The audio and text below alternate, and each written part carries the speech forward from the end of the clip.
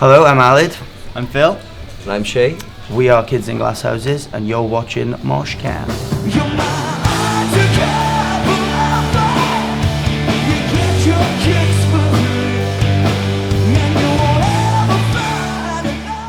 It kind of, I guess, like Matters at All is always like a good one. It's kind of the song that I guess brought us to most people's attention. So it always kind of gets probably the best reception. Usually it closes the set, so it always kind of inevitably ends up being a set highlight. But on this tour, like I've really enjoyed doing a song called "Set Me Free," which is sort of very, I guess, dancey and up tempo, and like people have been getting really involved in it. So because it's new and because it's fun, that's kind of my new one to do. Yeah, I mean, I would concur with that one, but I also think like anytime we play one of our some of our older material, it's kind of nostalgic. So I also really enjoy playing songs like "Give Me What I Want" and "Saturday." It just reminds me of when we first started the band, and that's always a good laugh as well. You always get a nice sing along as well.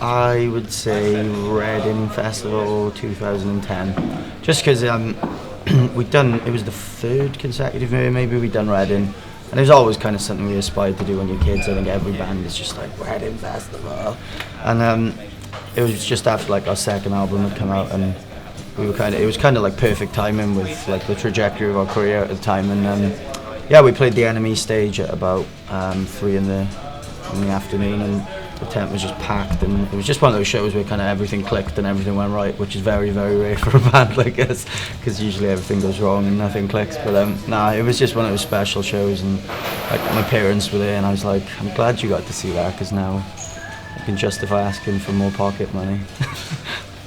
I enjoyed that show. I really enjoyed the same year we did Tea in the Park, and that felt pretty rad as well. This year we did a really good show with Why Not Festival, which was like surprisingly amazing. That was one of the recent shows, which I thought was like up there with one of those. Just forget about it. Just forget about it. Keep it up. You're mad to come. It wasn't really a tour story, but when we were coming back from Summer Sonic Festival in Japan, we'd had like a bit of a late night. It was in Tokyo, and I don't know who we were out with, like Unit 6 and I can't remember, loads of bands like New Found Glory and stuff, and we'd had like a really mad night in this club called Lex, which is where all the stars go, like even Paul Walker from Fast and Furious. He's on the wall there. But yeah, we'd had a really mental night, and we just didn't go to bed, so we went straight to the airport, and I was like, oh, I need some food. And so we went to this little pizza joint, and I got a big like litre of Coke with ice, and then I spilled it in a pram with onto a screaming baby, and that was a bit of a low point for me. Parents weren't too happy with that, but it was a language barrier, so I think he got away with it. Yeah.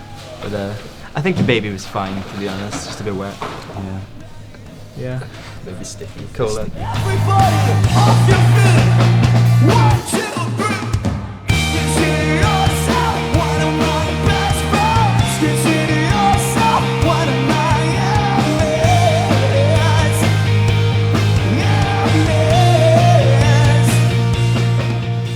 I think all of our lyrics are misheard, aren't they?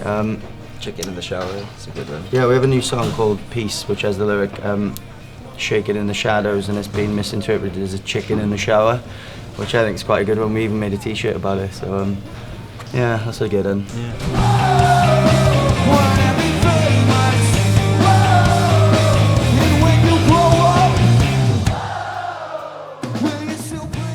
We've had a lot of issues with our rider on this tour, haven't we? It's been a bit confused. We don't have anything peculiar really, do we?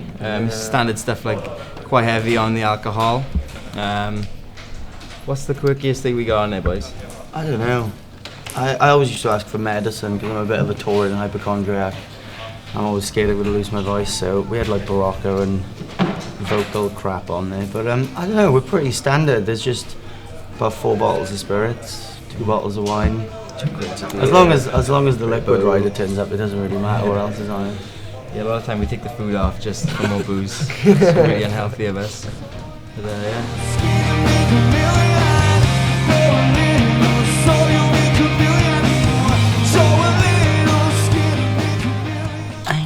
Paramore, I'd say. Mine would have to be Stereophonics. Like when we supported them in the Cardiff City Stadium, which was pretty surreal. And we did a couple of shows as well with them. And that was because they were like a favourite of mine growing up, kind of thing. So that was pretty wild to be asked to do that. Yeah, I'd say Paramore with Phil. Like we Yeah. did. We were in like a tiny band at the time, and we went out with them and Newfound Glory, who were like godfathers to us at the time. So it was like just like really wide-eyed and doing it was just like an academy tour, but it was like Paramore were like a massive phenomenon, and we were just like, oh, this is insane. So yeah, that was pretty cool. Yeah.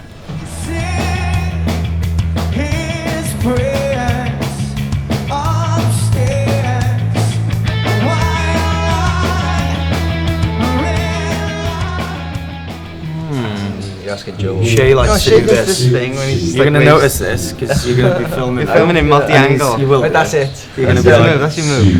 that's, what does that signal? It's just like, hey, I don't know. I didn't realise that hey was, over there. You do a lot. Like, I think I go into Christ pose a lot for this. I just got bad posture, so I'm just usually drumming just sort of like that. That's my move. I think I'm really camp on stage, so any freeze frames you get are going to be great.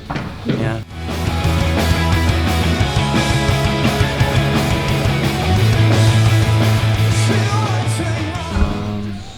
Get your tits out. Get that quite a lot. Got a sweet set.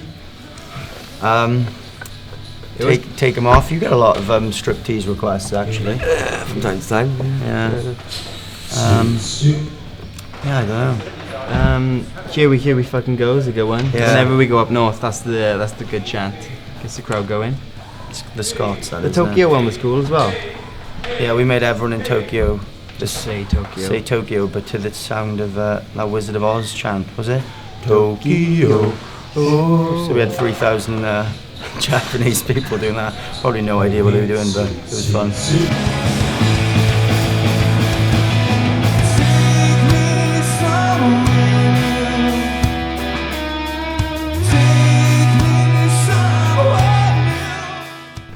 We actually, the first time we went to Japan, we had crazy fans in the airport, which was a bit bizarre for us. She bought us like a weird gift. Yeah. Like personalized gifts, and then like in gift bags, and it was like a really cool hat, some sort of spider monocle thing. What was I had a that? waistcoat with spiders all over Yeah. it, which didn't even come near fitting me. It would have fitted maybe a 6-year-old girl. Yeah, it was strange. And also, we were in Manchester once, and someone asked us to sign "Oh Baby." I have a lot of baby stories, dropping ice on them, signing them, and yeah. I don't know. We don't really get like wacky fans. We've kind of made friends with all our fans Yeah. now. We just go out drinking with them. We got a lot of like some of our fans are really appreciative, so that means a lot. Like when some of them like see Alid and they're all like crying, and I have to go and give them a hug. Be like, it's okay, it's just Alid, and that's the end of that.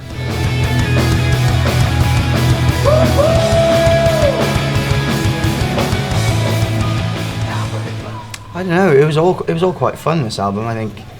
Like the last album was quite strenuous when we were writing, and we didn't really, I don't think, enjoy it as much. And there's always like a point when you're writing new songs when they click with all the band, and there's like an energy in the room where like everyone sort of kind of gets the idea, and then everyone sort of brightens up because we're usually just like. And then as soon as something clicks, or like the room does brighten up, and then like songs come together very, very quickly. And I think that's kind of my favourite point of the kind of creative process, when everyone finally gets on the same page, and then the song just falls into shape, and that's just like my favourite process, I think. I think, especially with this album as well, we the way we approached it was a little different as well. So you have those moments in the rehearsal space, which are really exciting. But a lot of the time we were just working at home as well, so it was quite contemporary. Like you'd send an email with a song idea, and then you'd be like, "Oh, I gotta check it out, download it," and then you'd be like, "Oh, we should do this," and you just kind of just sending files around as well. Like so, that was a really interesting and exciting way of doing things. So The Zuckerberg method. Yeah, That's what it is. we Facebooked our album.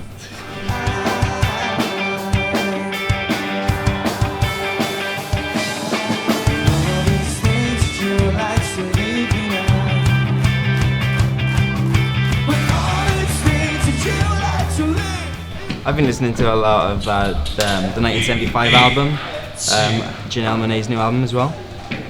I like Arctic Monkeys' new album. That's class. I've been digging into my Bad Brains discography, so pretty different collection there. Janelle to Bad Brains. Yeah.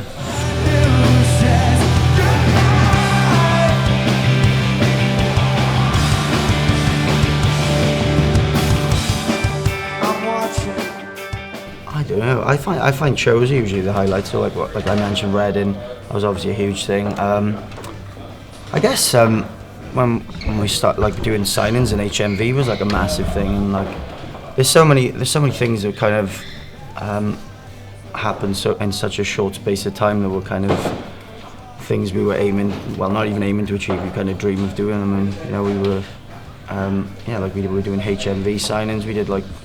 We were doing T4 on the beach to like 100,000 people, and like being on MTV, being on like the first time you hear yourself on like Radio 1 and stuff. These are just like insane things that like until you actually step back and kind of consider what you've been through, they just kind of all flash by in like a blur. But I think like probably getting Radio 1 A-list was like a massive thing, because And the live lounge was class. yeah, doing like a live, that was probably the most nerve-wracking experience ever, doing like a Radio 1 live lounge. But we didn't really expect to be the kind of band that would ever get those opportunities, so it was always they were really humbling, I think.